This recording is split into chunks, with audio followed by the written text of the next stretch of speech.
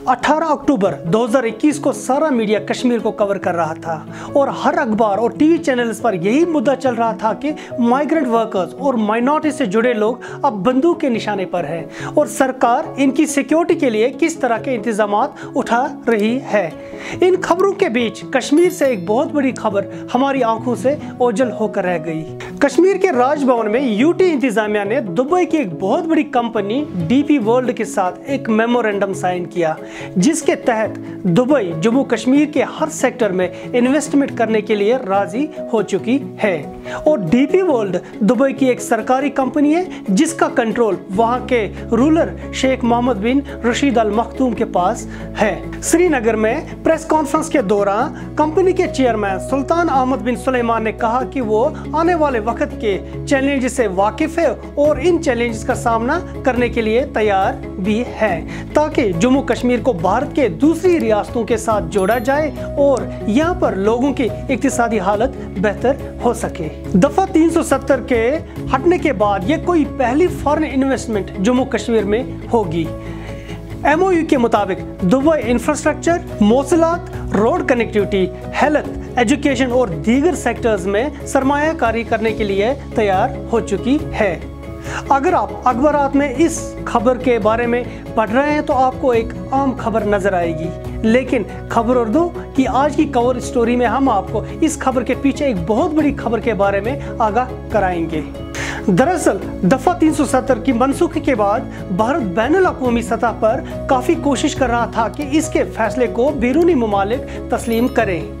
भारत का तवज्जो America, Europe और खुसूसन OIC की तरफ था, जिसका एक अहम मेंबर पाकिस्तान भी है, लेकिन अभी तक कोई बड़ी कामयाबी इनके हाथ नहीं आई थी। पिछले महीने 15 सितंबर को भारत ने पाकिस्तान और OIC को आड़े हाथों लिया और कहा कि organisation of Islamic countries Islamabad के हाथों हाईजैक हो चुकी है। भारत के पहले परमानेंट सेक्रेटरी पवन बाड़े ने अक़वाम मुत्तहिदा के ह्यूमन राइट्स कन्वेंशन के इजलास में कहा कि भारत को पाकिस्तान से ह्यूमन राइट्स के बारे में कोई सबक लेने की जरूरत नहीं है, क्योंकि पाकिस्तान एक फेयर्ड स्टेट है। इन्होंने मजीद कहा था कि OIC को भी चाहिए कि वो पाकिस्तान के बहकावे में ना आ जाए, जिसने इस ऑर्गेनाइजेशन को यरगमाल बना के रखा है। अगरचे भारत सफारती सतह पर हर मुमकिन कोशिश करता था कि जम्मू कश्मीर के अंदर कॉन्स्टिट्यूशनल चेंजेस को बैरूनी सतह पर पजीराई मिल जाए, तो इसमें अब दुबई से शुरुआत हो चुकी है। अब्दुल बासित, जो भारत में पाकिस्तान के सफीर रह चुके हैं, ने इस बात को अपने एक वीलॉग में भी बताया। इनका कहना है कि दुबई का जम्मू कश्मीर में सरमायाकारी करना एक तरह से भारत के 5 अगस्त 2019 के फैसले की हिमायत है। मुबसरीन का मानना है कि इसके बाद कश्मीर पर पाकिस्तान की पोजीशन OIC में मजीद कमजोर हो सकती है, क्योंकि इस इस्लामी तंजीम पर सऊदी अरब का तसल्लुत है और जो दुबई और मुत्तहिदा अरब इमारात के काफी करीब भी है।